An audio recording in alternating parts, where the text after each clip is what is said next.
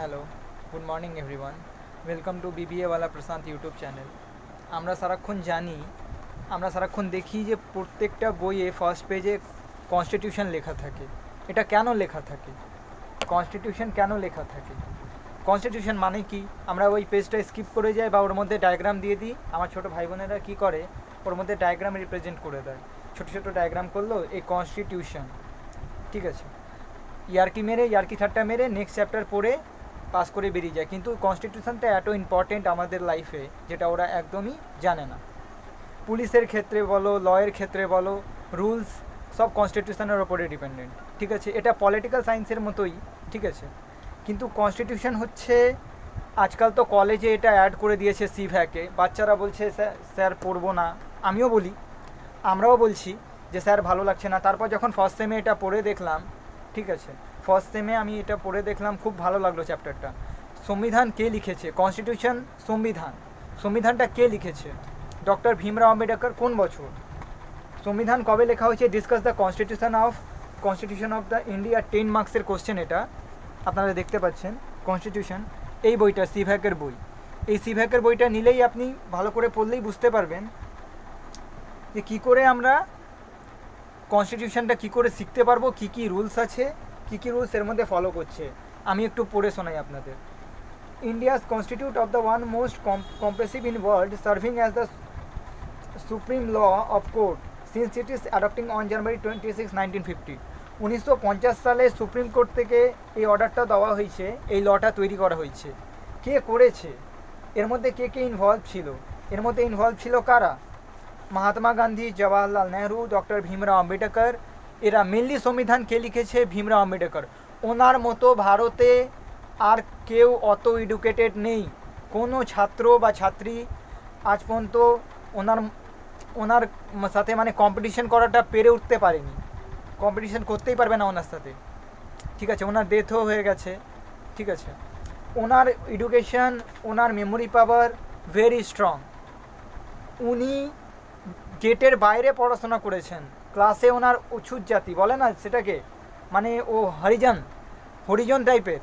হরিজন যে জাতিগুলি হয় তাদেরকে সমাজে আমরা কি করি? ঘেন্না করি, দূরে। এখন তো আর করে না, মানসিকতা ঠিক থাকলেই হবে, ঠিক আছে। যত মানসিকতা স্ট্রং হবে আমাদের, ঠিক আছে, তত কি হবে? আমরা মানুষকে, ও মানুষ আমিও মানুষ, রক্ত এক, হিন্দু মুসলিম সব এক, ঠিক আছে। আমরা, ও বলে ও অছুত জাতির আছে, অছুত বলে কি বলে, ও তোমার হরিজন পার্টি, ঠিক আছে। ওকে এই সব নামে ডাকা হয় সমাজে, এই সব নামে ডাকি তো আমরা না ডাকি। বাকি এখনও লোকে হরিজনের থেকে দূরত্ব, ও চামার, ও এই ও সেই। আমরা সবাই মানুষ, কোনো জাত কাস্ট নিয়ে কিচ্ছু হবে না। এডুকেশনটা ইম্পর্টেন্ট। উনি যে লটা লিখেছেন, কোনো ব্রাহ্মণ বা যে কোনো কাস্ট লিখে দেখাক, কনস্টিটিউশন কারোর ক্ষমতা নেই। কনস্টিটিউশন বোঝাটাও এতটা ইজি নয়, কেউ এত ভালো করে বুঝতে পারিনি। কিন্তু এই বেসিক কনসেপ্ট তো বুঝতেই হবে, যেটা আমাদের চ্যাপ্টারে আছে, সিলেবাসে আছে। ক্যালকাটা ইউনিভার্সিটি এটা দিচ্ছে, আমার university Maulana Abdul Kalam university of technology, BBA fourth sem আমাদের এটা আছে, অ্যান্ড বিএসসি ফার্স্ট সেমে আমাদের এটা ছিল কনস্টিটিউশন। আমার দুটো ডিগ্রি, বিবিএ অ্যান্ড বিএসসি, ঠিক আছে। সো আমি এটা পড়েছি। এই ব্যাপারটা হচ্ছে মেনলি এটা জানতেই হবে। এটা জানা প্রত্যেকটা স্টুডেন্টের জন্যে, আমার প্রত্যেকটা ভাই বোনের জন্য ইম্পর্টেন্ট। তার মা বাবারাও যদি এই ভিডিওটা দেখছেন, মাদার ফাদার কেউ, তাহলে ওনারাও এটা দেখে অনেক রুলস থেকে, অনেক বিপদ আপদ থেকে বাঁচতে পারবেন। জোর করে কেউ যদি আপনার থেকে ফাইন নিচ্ছে, কোন রুলস লাগছে, কোন রুলসটা ফলো হচ্ছে, সেটা আমরা কনস্টিটিউশন থেকে জানতে পারবো, আদার কোনো ল্যাঙ্গুয়েজে জানতে পারবো না।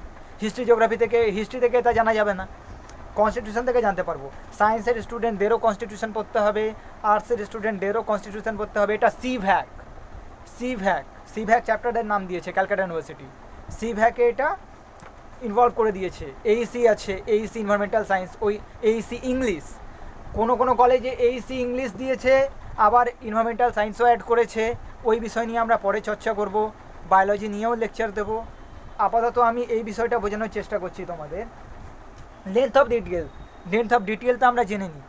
The Indian constitution is one of the longest written constitution containing the 448 articles. এর মধ্যে কত আর্টিকলস আছে? 448, 448 কি আর্টিকলস।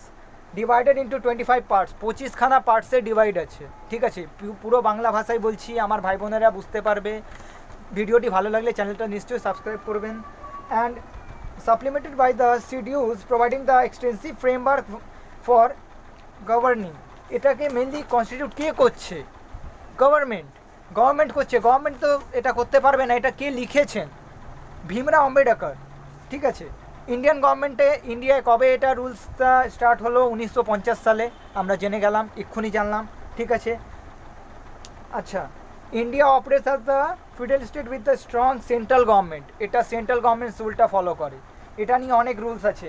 সিভিল কাস্টে যেরকম SC ST OBC রিল্যাক্সেশন পায়, আনরিজার্ভ ক্যাটাগরি রিল্যাক্সেশন পাবে না। হ্যাঁ, ওরা কোনটায় রিল্যাক্সেশন পাবে? EWS economically weak. ওটা কি সবাই করতে পারবে? না দাদা, সবাই করতে পারবে না। আমার ছোটো ভাই বোনেরা জিজ্ঞেস করবে, দাদা EWS সবাই করতে পারবে? না, সবাই করতে পারবে না। ওটা কারা করতে পারবে? যারা ইকোনমিক্যালি উইকার ক্যাটাগরিরা ওটা করতে পারবে, ঠিক আছে।